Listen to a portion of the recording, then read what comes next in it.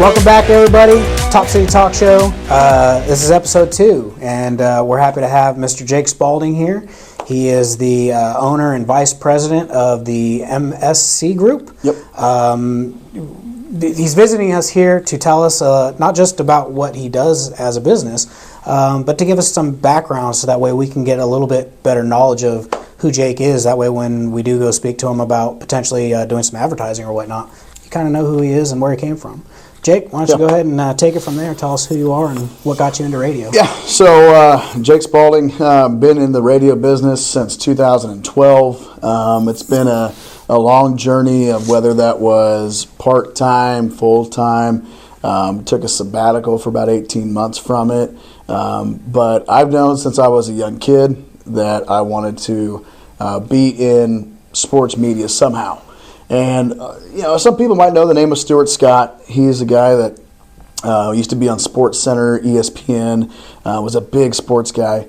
And he was one that was famous for the quote of cooler than the other side of the pillow, and just different lingo. And as a kid, it really resonated with me saying, man, that's what I want to do. I want to be somebody that's breaking down games and stuff like that. But that didn't happen until I was closer, probably 7, 8 years old maybe, before I really kind of got into the sporting aspect of it.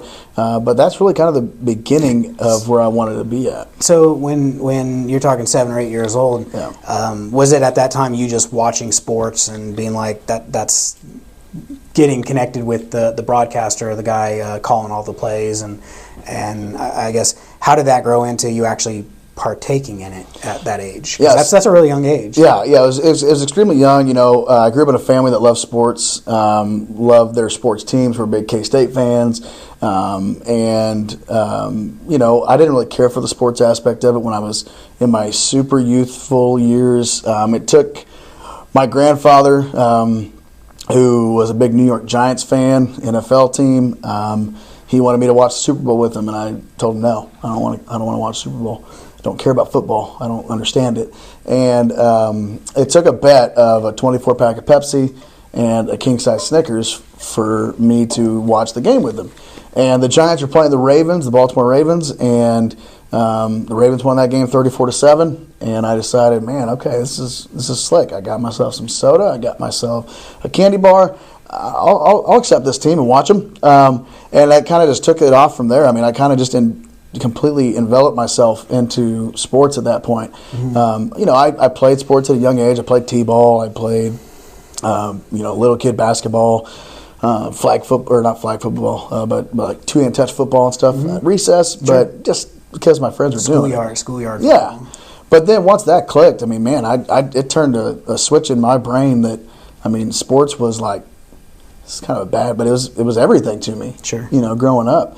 And so knowing that I wanted to be somebody that was a very talkative individual. I don't know how scorecards were for you as a kid, in grade school, but, we didn't have A's and B's and stuff like that. We had S's and U's, plus and minus, and the S was for satisfactory and the U was unsatisfactory. And I got a U minus a couple different times from my favorite teacher, second grade elementary school teacher, because I talked too much.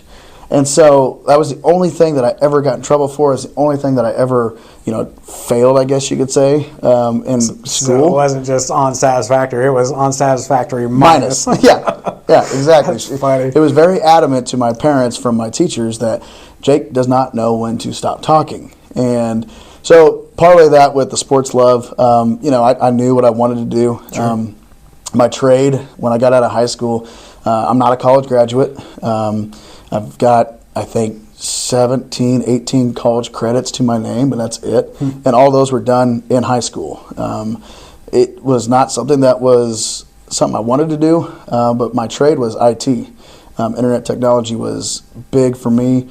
I grew up kind of in that era, sure. Of Y2K and everything that came along with that. Mm-hmm. And so I knew that technology was important to the world and to our communities, and so I wanted to envelop myself in that.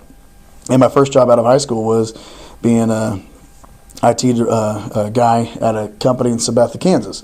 Well, 8 to 5 in an office, not really my jive. Sure. as a outgoing personality person, didn't fit my groove, but it was a way to pay bills. It was a way for me to make some good money.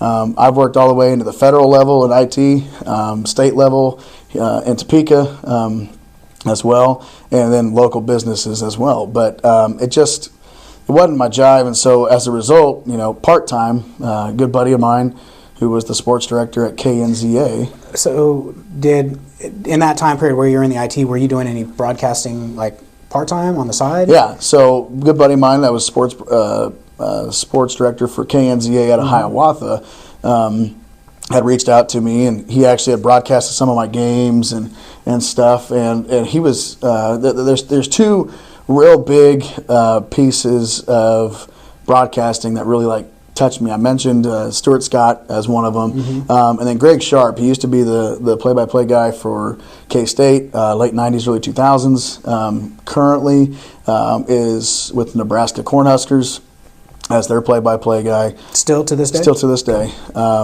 He's battling cancer right now, so he doesn't get to do as many games, but he's still involved. But he was a big impact on me wanting to call those games, talk about the kids, because broadcasters are telling a story, especially in radio. Sure. You got no visual with it, and so people that are listening, and you can date back all the way to the 30s, 40s, and 50s, before TV was extremely prevalent and games were extremely prevalent and accessible on TV. Families would sit in their living room or sit in their front room by the fireplace, and there's a big radio inside that they would listen to. And you're just huddled around listening to that game, listening to that news, elections. They were listening to election results on radio. And so you have to paint a story for people to be able to understand what you're saying. And so you got to be able to have somebody that can close their eyes and know exactly what's going on based off of what you're saying. And so a good buddy of mine reached out to me and said, hey, we're wanting to start up video streaming channels for a local high school. I said, okay. It was my high school. I graduated from Holton, and they wanted to start the Holton channel. And so I was asked to be on that. How old were you when all this was going on? 18. You're 18, so this is right out of high school. Right out of high school. Gotcha. It was the fall after I graduated high school. And we started that channel up, and it was really important to, for me to get my foot in the door in a media company, but on the same token, kind of do that same thing like other broadcasters have done for me. Justin, he's our president of our company now, and he, would call my games growing up, and for me to be able to, call games for kids younger than me and be a part of that in some way was important. And we were the first one in this area to spin up a video stream, tiny little Sony Handycams. It was. I look back on it, and the broadcasts probably were terrible for people to listen to or watch, but they were thankful that option was there. Right. We started off with 7 businesses that supported it to make it possible. Sure. That's now since grown to 30 businesses that are on it. The quality of it is in full 1920 by 1080 HD. The audio is super crisp. There's replays. I mean, the advancement in 13 years is insane. Oh, I imagine so. But that's what kind of got my foot in the door, and I just worked part-time for KNZA from that point all the way until I came full-time in 2017. But in that time frame, again, I'm a firm believer in my faith of stepping stones, and one position leads to the next, to the next, to the next. Sure. And starting at a low-level IT job, working myself up to the federal level, and then back down to the state level. I've sold cars at a local dealership. I was a service manager in a car auto body shop for a little while.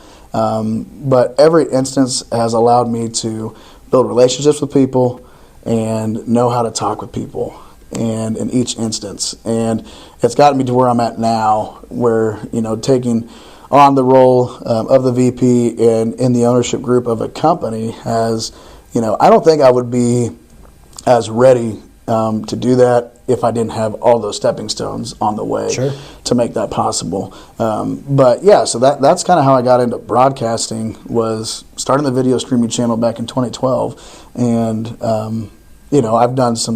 I've done collegiate level softball tournaments on radio. I've done, PA announcing for little 5th grade football matches. Sure. I was going to ask what all from just the high school 13 years ago, 12 years ago, to what's the span of sports and area that you cover now with the different broadcasting? Yeah, so we've got 6 radio stations now and 4 video channels. So that's on a given Tuesday or Friday, we can be covering 10 different games a night. But we cover 50 local high schools on our sports website. They get into our broadcast plan as well. So from the high school level, we cover anything from football, volleyball, basketball, baseball, softball. Wrestling is another one that we do, boys and girls wrestling.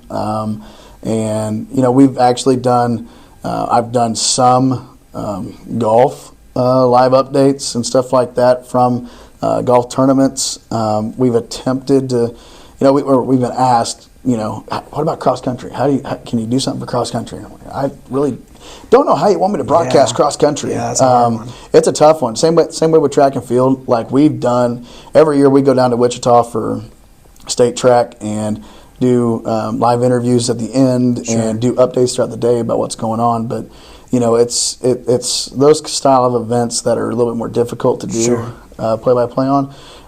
But yeah, our bread and butter is the. So I'd assume that if you're doing that many games that often, you don't typically, and maybe you do have broadcasters who are more knowledgeable in one sport versus another, but you basically got to be able to go into any sport and commentate on it. Am I correct? Yeah, absolutely. I mean, from the beginning stages to the most seasoned vets that we've got, we've got some guys on our broadcasting that have broadcasted for 50 plus years. Sure. We've got a kid, I can't even call him a kid anymore, a young man that's on our broadcast team that just graduated from high school this past May. Oh, wow. And so we've got a healthy balance of youth that are learning the different aspects to the people that can not only give you any kind of play-by-play of any kind of sport, but they can give you the history and the development of those schools and those teams and those sports over a long span. You've got to have that knowledge on the fly. I mean, it's got to be right there as you're going, because there's no slowing down, stopping. No, because again, with TV, you could have those pauses. Right. You can sit there and just let people watch for a little bit before you collect your thought. But on radio, you've got to be ready to go. Yeah. And dead air on radio is the cardinal sin of radio. I imagine so. You cannot have stoppage in action. You cannot. I mean, you obviously pause for your breath, but if you have about a 5 to 8 second pause on live radio, people are concerned instantly, thinking, "Okay, something happened. Sure, what's going on?" And so you can't do that, and that's the biggest struggle, I would guess, and that all goes into preparation for the broadcaster ahead of time.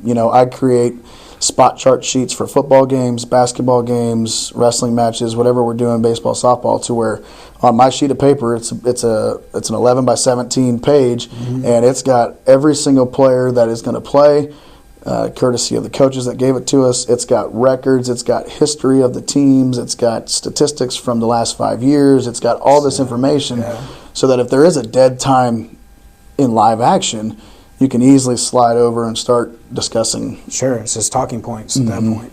Yeah. Very cool. Yeah, so our ability to continually to have that adaptation, wrestling is one of the ones that's my personal favorite to broadcast. And the reason why is just because it's 2 minutes, and you're out like gangbusters the entire 2 minutes. And if you make it past the first period, okay, you got 2 more minutes. Make it out of the second, 2 more minutes, but that's it. You got 6 minutes of live action, right.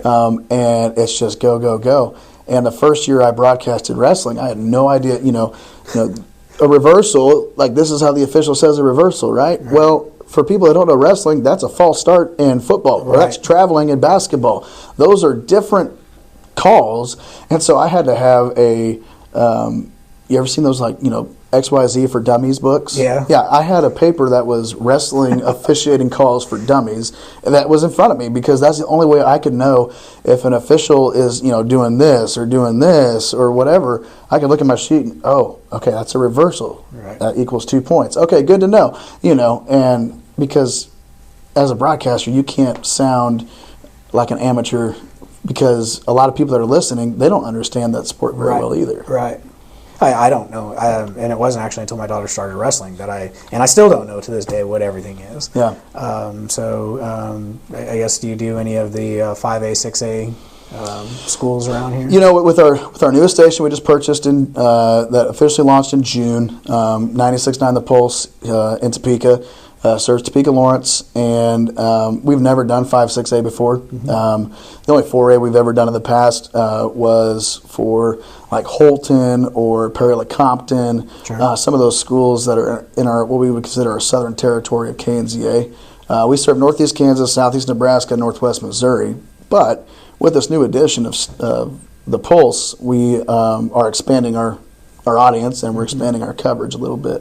And so, you know, we got our first taste into 5A with state volleyball this year. Covered Topeka Seaman. They took second in state. And that was our first ever attempt, I shouldn't even say attempt, but our first coverage of a school larger than 4A. Okay. And so it's on the agenda items for us to discuss of, okay, how deep are we going to make this coverage? Because you know, with a lot of, you know, with us being the only locally owned radio station in Topeka, it matters for us to meet the listeners where they're at. Sure. And what matters to those listeners? Is it, you know, 5A, 6A wrestling? Right. Is it state softball for 6A? Does that matter to people? And if it does, it makes perfect sense for us to, okay, we're going to be covering that then. How do you make that decision? I mean, what are the factors when you're like, okay, yeah, we know that there's a large wrestling audience here. Sure. I guess how do you get to that kind of a decision? Businesses predicate that for us as well. Sure. It's something that if there's the financial support, because obviously everything costs money, yep. For us to cover, especially postseason events, it costs us more money to do that, whether it's broadcaster pay, whether it's right fees, whether it's airtime sure. To cover. So that all plays a factor into it. And we just generally, for me, since 2012, the more businesses that are supporting something is my largest indication that means something to that community. Sure. If there is 2 businesses in a community the size of 5,000 people, that tells me that community probably doesn't really rally around that team or that right. sport or whatever it is. Right. And we obviously listen to listeners too. Sure. If we've got a ton of people that reach out and say, "Are you covering this for us?" Right. Then that obviously plays a factor. But to be quite honest with you, a lot of it does matter with the financial side of it. Does it make sense for us to do it? Because when you're serving an audience like the Pulse does of 300,000 people, of that 300,000, how many people, want to listen to this sporting event right. for 2 hours, 3 hours, whatever it is. I'd like to think that you could get a quarter of the audience to stay engaged with it. Sure. It's worth doing. If you're getting 1/50th of the audience to stay engaged, might not be something that you want to do. Sure. And so it's a balance act, really, with making those decisions. Well, yeah. I mean, I'd imagine the only thing worse than dead time is time that's not being listened to, right? Right. So last thing we want is somebody to turn that dial because it's something that's not right entertaining to them. And we understand. I mean, again, KNZA Incorporated has been around since the 70s, and adaptation is important. And so we're going to be celebrating our 50th. So, and you just mentioned this, and to kind of bring in the local conversation about 96.9 The Pulse. What made you decide to get into the Topeka radio scene here? So, as mentioned earlier, I grew up in Holton. I live in a town now of 120, mm-hmm. And small rural community of Circleville. And when I was seeing us as a company being able to really cater to rural Kansas, rural Nebraska, rural Missouri, it means a lot to those communities to have a local station that they can claim as their own. Mm-hmm. When we started looking at Topeka market, Lawrence market, and some of the what we would consider larger metropolitan areas compared to our area, it was something that there really was no local connection Sure. with those stations. The way everything is now, people can listen to Spotify, Amazon, Apple Music. I mean, you name your one of 50,000 options. Sure. What draws people in our area to stay listening to one of the 5 radio stations we had? It was the local aspect of it. Right. They trust us. They respect us. They know that we care about them. And so where can we branch that out to? An opportunity arose for us with this new station, and we wanted to take advantage of that opportunity. And so when we started looking at the area, there's no locally owned station in Topeka. The radio stations in Topeka are owned by out-of-state entities, operated with local people, Sure. obviously, but owned by out-of-state entities. We felt that was an opportunity for us to really get in to the area and put that local touch on it. Topeka's done a great job in the last, 5+ years maybe, of the local focus with the revitalization of downtown, with so many different things around the Topeka area, to really refocus and re-hone in on local first mentality. Sure. And we felt like that Topekans and the surrounding area in Lawrence, they deserved the local feel of what a media company could be for them.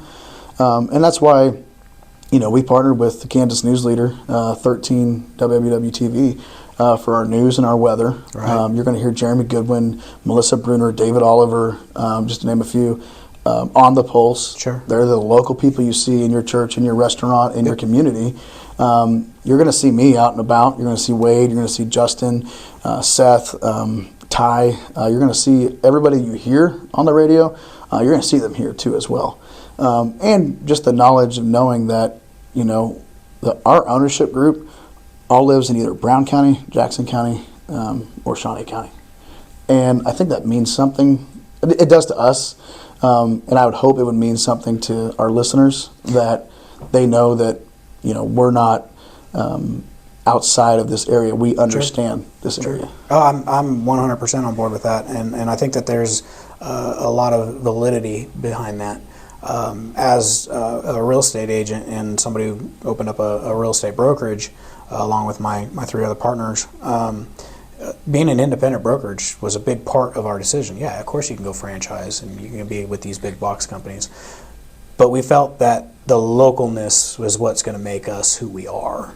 And kind of like your situation, we saw everything that's going on with the downtown Topeka momentum 2022 it was, and then or 2025, and the momentums that have been going on. When I was inspired by I think it was Go Topeka who started the hashtag Top City. That was the complete inspiration for Top City Realty. And I remember just sitting at home one night and I'm like, how has somebody not taken that? And I literally reserved it that night with the Secretary of State, because it just felt like there was just something happening in Topeka that I knew I wanted to be a part of. And it's kind of revolved around everything that's going on here with the revitalization and the energy you feel with the downtown movement. So that's very awesome. And it's awesome to see somebody else want to invest into our community. I hope that continues. I really do. Yeah. And I enjoy listening to your radio station. And all the names you just mentioned are all names I've heard because I've been listening to your station. Mm-hmm. More so lately because, we are partners with you, and we are also doing some advertising with you. And so I'll hear my voice on the radio every now and then. I'm like, wait a minute, I know that guy. And it's funny because I was driving, my wife and I often leave the office together about the same time, and we drive different vehicles. And I was driving, and all of a sudden I hear my ad, and I start recording it. And I caught the very end of it, and I sent it to her. Or no, right before I sent it to her, because when I was recording, I was like, I'm going to send this to Jake. I'm like, I'm going to know I heard my ad. And then I get a text from Christine, my wife, and it was literally her recording the exact same ad that I had just heard. So yeah, I am listening to the radio more now, and you're right. Streaming music and everything like that. I'd imagine that's a hurdle that you have to get over, but it's definitely not a anything as far as what you see as something that would be a negative for your investment into this business. No, I mean, it's not impassable, and it's something that, you know, we understand that people are creatures of habit. And when people listen to music, which is what the Pulse is supposed to be, it's a music-driven station, 14 to 16 songs every hour. And that is something that, you know, to me, it's a nostalgic station a little bit for my era, I guess you could say. It's got 90s, early 2000s, mid to late 2000s, and then some music from now, all sprinkled in together. It's good variety, and people can go to their Apple Music and Spotify and everything like that, and that's fine. You're going to listen to ads on that for free, to have the free version of it, or you're going to pay something to get adless music. What we do is we focus it on it's a music-driven station, and you're not going to get bombarded with, you know, ads all the time. You're not going to have, but you're going to get tied into the local aspect of things as well, because you're going to hear the weather, you know, 2 times every single hour, and that's going to be Jeremy Goodwin. That's giving you that from 13 WWW TV. That's going to be news 5 times a day, where David Oliver, Melissa Bruner are jumping on there and saying, hey, this is what's going on here in Topeka, in the Topeka area. And that's what you're not getting when you're listening to a music-specific station or streaming music.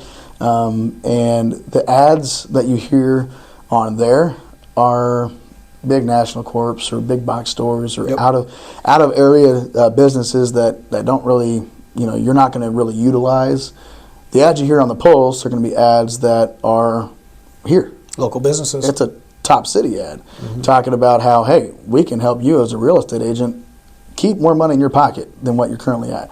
And it just hits home better. It resonates with the listener better. But we're not, you know, we're not oblivious to the fact that people don't carry a boombox on their shoulder anymore. Nope. People aren't having 7 radios in their house. But what people don't realize is they've got a radio with them at all times. On your phone, we've got a new MSC Radio app. You can get that on your Apple Store, your Google Play Store, your smart speakers, your Google Home, your Alexa devices. Those all, you can stream the stations through that. And you can visit, you know, stream it on your web desktop. You know, there's just, anywhere you go, you can have access to the local radio as well still. And so that's something that, again, was very important for us to develop the app, to have online streaming options for people, because we understand not everybody's got a terrestrial radio, but you know, most people drive a vehicle. Most people have a radio in there. Construction people listen to it all day long. Yeah, and for your ability to know that you can click 96.9, you can click 103.9, you can click 92.1, whatever station you choose, you can continually listen to what the local aspect of things are. Now, with that app, you know, I've noticed, at least in my vehicle, you know, you got Android Play or Apple AirPlay or whatever. When you plug your phone in, which most people probably do when they get in their vehicle now, it pops up on the screen right there with the app. It uploads it for you. You can click on the station that you want and listen that way. Yep. So ease of listening was very important for us to get that to the point that we're at right now. Sure. And you know, we're seeing that people are utilizing it pretty frequently. I'd imagine so, and especially if you have local people who go out of town and they're used to listening. Like you said, we're creatures of habit. So there might be people who are traveling that would have that convenience of just getting on the app and saying, oh, I can still listen to my morning show, or I can still stay tuned in with the weather that's happening in town, whatever reason they want to connect. So that's very cool. Curious, as obviously we're talking about radio and now music, and what is your, I guess, what is your take on DJing, and how does that work? Because you know, you always, well, I remember you used to be able to get on for like an hour and get requests, call requests. Do you guys do that on your broadcasting, like a request hour or anything like that? Yeah. Getting people involved with the conversation. I remember I used to hear people calling, well, why you want to request this? And there'd be a little backstory to it. Is that... Yeah. So, okay, give you backstory to it a little bit. Okay. Remember Delilah? I do. So Delilah used to be on, again, this is not factual statistics, it's just my own brain here. I would imagine 80% of stations across the state of Kansas. It just seemed like it. Everywhere you went in the evening, if you're listening to radio, you hear that Delilah. It was 107.7, Magic 107.7. Here in Topeka, yes. Delilah's on one station in the state, or two stations in the state of Kansas now. And so that is a draw for people. Again, that's a nostalgic thing for some people. I can remember as a young kid, calling in and asking for, Bryan Adams or something like that for my girlfriend because, I wanted to request a song for her because I was in love as an 8-year-old or whatever it was. Right. But what we do now is, even through the app, somebody can submit, I want to hear more Taylor Swift. I want to hear, give me some more Creed. Give me some more of this. They can put that into the app. Social media pages, we've got a social media page for every single radio station, and we're extremely active on those. People can call in. The phone number is out there, 1-888-90-RADIO. It's a pretty simple number to remember, and people can call in and request. We do contests nonstop. Like we just gave away a bunch of tickets to Topeka Rama here in Topeka.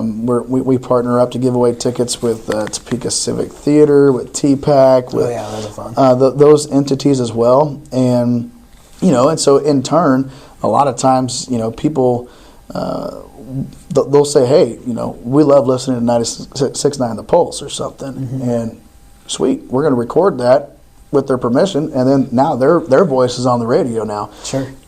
Saying, hey, this is Jake from Topeka, and I love listening to 96.9 The Pulse. But yeah, people have access nonstop if they want to hear more of this music, less of this music, something like that. Opinions, we accept. We want them. Bring them in, because again, we're a station that we want people to feel like it's their station. Right. And so yeah, we definitely will take those things. We don't have a specific request hour on the Pulse yet. We have one on one of my stations in Nebraska. It's a 2-hour show every day from 11 to 1, and it's a text line. You can text in and say, I want to. It's all classic rock, and so you can ask for some Poison or some Hairband, whatever you want. Oh, those are my genres. Yeah, right there. I mean, and people can request for that. And so, yeah, but for the Pulse, it's definitely something that is on our laundry list of things to try and implement. We're only a few months into this, and there's certain things that are going really, really well with the format, the way we're running it. Our morning show, Anna and Raven, they're not local people here in Topeka, and we don't hide that fact. It's a syndicated program out of Connecticut. Sure. But a great morning show. They are interactive. They give their phone number, and you can call in the morning with them. They have an amazing contest every single day. It's called Can't Beat Raven. You call in, you try to beat Raven in pop culture questions. You get 5. If you beat him in 5 questions, then you win money. So there's fun things. Pop culture is always fun. Yeah, our afternoon host, she's from Leavenworth area, and she has a show every day from 2 to 6, Afternoon Escape with Ty Caffrey, and it's super fun to listen to her. And we did a Ty around town a couple weeks ago, and went to some local businesses, ate lunch at a couple places, had some coffee, went to other non-restaurant or coffee places as well, and just let people come in and meet her, get to put a face with the voice, and we gave away swag. It was a really good day. So if somebody was interested in finding out more about how they can get their name broadcasted to, what's your numbers? What are we looking at there? The best number, honestly, to contact us is just our not number to call you, but what's the number that we can reach? What's the audience size? So when I'm looking to do an ad, I'm like, okay, I can reach how many people? What's your listening audience? Gotcha. Question. Yeah. So the populace that we reach is 300,000. Okay. Wow. And that's why we say that, we're not just Topeka. Yeah. We're Topeka, Lawrence, and the rural communities that surround it. And I know some of these towns are not considered even really rural, but they're not Topeka, Lawrence. But Right. we go all the way over to the eastern side to basically West Kansas City. We cover to Manhattan, just north of Emporia to the south, and then to Highway 36 on the north side. So it's a 50,000 watt station, big circle. I went down to Coffeyville actually last weekend. We got pretty far down there before 96.9 cut out. Yeah. So it was a very good. It was past Emporia, I can tell you that. Oh, sweet. So and a lot of that goes with that is, our amazing engineers been with us for 30 plus years. Atmospheric conditions dictate a lot of signal strength sometimes. But yeah, so there's certain days, you'll get a signal way further south, east, west, north than what normally you would get.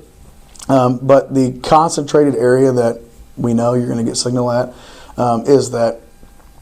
Our big focus, Topeka, Lawrence, and the surrounding areas surrounding here. Sure. And so that's Jackson County, obviously Riley County, a little bit into Geary, Shawnee, Douglas, Pottawatomie, Leavenworth, Wabaunsee, and then over into the east, like I said, West Kansas City area as well. Leavenworth County. And so, it's really important for us to let people know that, give us a shot, listen in, because you're going to find this is the biggest compliment that I get a lot, and it's probably the most common one is, and I heard a song come on the other day that I haven't heard for a while, and it just took me back. And I can remember that I was in high school, or that I was, young college age, or, I was riding to school with mom, and this song came on, and it took me back to that place. And that's what music does. I mean, and radio in general. Radio is a powerful medium that is emotional, and it allows people to attach to a specific time in life, and maybe things were a little bit simpler, and that's what music can do for you. And that's with our variety that we've got, it allows for that, and it allows for people to really kind of sit back and just, okay, this was cool. And that's what we hope to get from people is when they're listening in, they're going to hear some new stuff. You're going to hear Taylor Swift 12 times a day. She's the #1 artist in the world. And so she gets that right. She does. Whether you're a Swiftie or not, she's earned it. I get it. But you're going to get some of that. But you're also going to get some of that nostalgic stuff that take you back to a place where maybe your life was simpler. Maybe you're in a stressful day, and all of a sudden you hear this Matchbox 20 song, or you hear a song from Nirvana or Creed or somebody like that that really just, I haven't heard this music in a long time. Well, and here's one thing I've thought about, though, while I've been listening to the radio more, and this kind of came to mind, is sometimes on these apps, and I guess the best way I can put this to compare it would be Netflix or one of these movie streamings, where you get on there and you're trying to find something, but you've got so many options. You're like, maybe I'll find something better, and so you keep on scrolling. And I find myself with music, sometimes I don't want to have to pick music. I don't want to have to find a playlist or something like that. So it's like I just turn on the radio, whatever comes on, comes on. Yeah. And it allows me that freedom to let my thoughts run or whatever, and I don't have to constantly be trying to pick that next song. Yeah. Although I'm not gonna lie, I do have Apple Music, and I do that sometimes. Yeah, right. I do listen to the radio now more often too. And growing up, just one of my favorite songs is Queen's Radio Gaga, and just what that whole song is basically what he's been talking about this whole time. And so there is a lot of emotion connected to hearing something over the radio and bringing back memories. And there's radio stations I'll put on now, and it takes me right back to where I most heard those stations. Growing up through construction, a radio on the job site was pretty common, and it was usually on one station every day, all day long. And it just depends on who got to set the radio up that day, and what the boss says of what that station. Sure. But no, there are emotional ties, and anytime one of those stations come on from the past, it takes me back directly to those times. So I definitely get that reference you made. So with all that being said, how does somebody who is interested in tapping into that 300,000 person audience potential, what's the best way to find you, get a hold of you, maybe do some research, get a little resources? What's the best way for somebody to go about doing that? Yeah, well, I mean, physically, I'm on the 12th floor here of the Town Site Tower with Toby and his team. A couple days a week, I'm guaranteed in the office here. A lot of times I'm out and about, with 6 stations and multiple counties of coverage. Oh, and all your broadcasting. And broadcasting, well. yeah. So I mean, we're pretty mobile. But, the best way is, email is a great way to start the conversation. My email is Jake Spalding, JakeSpalding, at mscnews.net. That's my probably best source of communication. People can visit 96.9 The Pulse, that's incorrect. KOZAFM.com is the website. You can go to mscnews.net. You can go to mscsports.net to do some of your own little research about our company, what we offer, who we are. And, my phone number is 785-547-3461. That goes to our main office. You're going to get one of 2 people that answer it locally. They're going to be able to transfer the call directly to me because of our great phone system that we've got. And through Giant Communications, and the ability for us to basically have access anywhere is important to us. So those are some avenues to reach out. Again, when we looked at this market, this is medium market. Every other place that we serve is considered small market, and medium market compared to small typically is a big jump in prices. But we keep our stuff pretty similar across the board. So whether you're trying to reach a populace of 2,000 people in a rural community, or if you're trying to reach, Topeka's 100,000, 150,000 people, give or take. Your price points aren't really changing. Now, the mediums that are available in other entities, you could. That's kind of, I guess, maybe a wrap that advertising has. Advertising costs money. It does. But you got to advertise to make money too.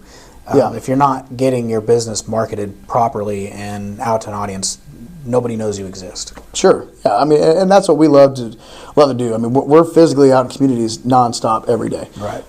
So the brand of MSC is becoming more and more known at home. Sure. It's becoming a commonly known company. And as a result, when your business is partnered with MSC, validity starts to kick in. And that's where people have had, decades of success up in our northern territory, was because of the validity that came with you. Oh, I heard it on KNZA. Yep. I know KNZA is a reputable company. So, this business must have good, support or good resources or something that can help me. Sure. With MSC, which is our new parent company, we just changed the name of to encompass basically everybody. So it used to be KNZA Inc., and then we had some stations. Now we're just MSC Radio Group with all 6 stations, 4 video channels, websites, the digital platforms, all underneath that umbrella, just for a common known across the board situation. So, yeah, I mean, ultimately, people, you got to spend a little bit of money. You got to invest in yourself, in your own business, for that growth potential. And I don't know, nothing makes people feel better than when somebody says something to them about, man, I heard your ad, or something like that. Or for a business owner, when they get that first client that comes in because of that, man, that investment just kind of goes away in your mind at that point. It's, man, okay, worth it. Because it becomes an investment on that point. Up until then, you think it's an expense. Yeah, right, exactly. And then you're like, oh, that was a good investment. Yeah. So I get that too. And it is scary throwing marketing dollars out there, especially with the high costs of everything of living today. But it's something that is essential to a business. You have to do it if you want to grow. We understand that in the real estate business as well. And you have to constantly putting yourself in front of a good opportunity. And radio, in my opinion, is one of the best ways to do that, especially on a local level. And it sounds like with what the offerings you have within the MSC Group, you could target more than just, say, Topeka. So if your business is a business that provides services to any area, you could have a pretty large audience, given the areas that you cover. So huge opportunities. I think that it's something that everybody should consider if you're trying to get your name out there locally and even beyond local. I think for the most part too. I mean, people just they're a little hesitant on who to go with, how much to spend, and I'll just say that the success stories that I'm able to tell you in a meeting about business A or ABC Siding or whoever it is, company that decided to do some stuff with us. The success stories coming in droves because of they were hesitant at first. They realized that I'm taking a step of faith here, but results do happen, and the consistency aspect of it is what people need to really understand and realize. We're never, usually big proponents of those big flash, sale, Sunday type of stuff, because you might get a snapshot flash, what I call flash in the pan type of reaction for a couple days. But for long-term success, consistency is key. And that's with anything you do in life, I feel like. If you're going to go try and lose weight, sure, you can go work out for 2 weeks and cut your calorie count to 1,000 calories a day or whatever. You're going to lose 5, 6, 7 pounds in a couple weeks. But then if you stop, it's just going to go back to where you were at. If you want to have long-term success, it's the consistency aspect of it that is in every aspect of life, and that comes true with marketing too. Well, and here's one thing I will say, and this is something I tell our agents, and this is, I think, true for any business. You have social media, you have a website, and if one person is considering using you, they're going to do what I do when I go to Amazon shopping. I'm going to check their reviews. I'm going to do a little homework. I'm going to find out, is this good? Are they who they say they are? Is it what it is, says it is? And so if, and I tell our agents, hey, if somebody's looking for a real estate agent and they came across your name, whether it's on Facebook, whether it's online, wherever, they're going to look at other sources for the consistent information that they're looking for. So let's just say that you're running an ad on Facebook and somebody's scrolling. They're like, I've been thinking about selling my house. Boom. That's Toby and Christine. They sell houses. They seem professional. That's a good looking ad. And then they scroll on. Maybe that ad right there wasn't enough to pull that trigger for them. But then they go in their car and they turn it on and it happens to be tuned into 96.9. And then they hear the same thing that they just saw. They're hearing it now on the radio. That validates the one ad and it reaffirms it somewhere else. And so maybe that was the one that says, they must know what they're doing. They're everywhere. I'm going to call them up. And that's what marketing is. In our business, there's a lot of what we call lead generation. And the biggest, hardest way, and this is the most dreaded way in our business, is cold calling. Okay, you don't want to make calls? Then you better have the right marketing to get people to call you. And that's, I think, what every business owner's goal is, to get your phone ringing. And I think that radio, social media, websites, they all work together when you're promoting your business, because people do go look to make sure you are who you say you are. Well, I think for the most part, we're never going to discredit anybody from doing multiple forms of advertising, because the only thing is that you better have a consistent message. And we've had plenty of results, even one recently about 2 weeks ago, where there was a guy that said he got a phone call from a client, got a bid on a job, got the job, and he asked the person, why'd you call us? And they said, well, we heard your ad on the radio for a while, and then we saw a post online, and it triggered that remembering of us hearing you on the radio, and then we looked up your name and got your phone number and we called you, and they accredited a lot of that client success to the fact that it was kind of beat in their head a little bit, because they were in the 98 or 97% of Americans, which is not the buy phase. Only 3% of people are ready to buy something any given day, right? So when you're in that 97%, that's that front of mind awareness that you're doing with the radio, with your social media. And so when they are at that point where, man, I got to get this done to my house, to my yard, I got to buy these clothes, I got to get these shoes, whatever it is, they're going to go back to what their brain remembers, what their memory serves them to be true, and that's where that consistency kicks in. And so, every form that you can do it. Just make sure that you have a consistent message across the board. I agree. And I think, again, I'll just put it out there that, if you have an opportunity to have a meeting with us and for us to sit down and go through some things with you, I think people will be shocked. I really do. I think people would be very surprised, because that's the response I've been getting for the last few months is, oh, wow, it's not what I expected cost-wise for the ROI. Yep. Everybody wants to know, okay, how many leads am I going to get back? Oh, yeah. What's my success rate going to look like? And after we have conversations and meetings and put numbers down and grind everything out, it makes sense for people to do business. It's just taking that step of, okay, let's have a meeting. Let's have a discussion. Let's have a conversation. And once that's done, then let's move forward and let's make stuff happen. I mean, you've seen how simple it is with content creation side of it. And it's pretty simple to get good content created, and then it's just, man, we got to crank it out, get it out there consistently. I know you guys are on the radio 5-7 times a day, and so the consistency's there. Yep.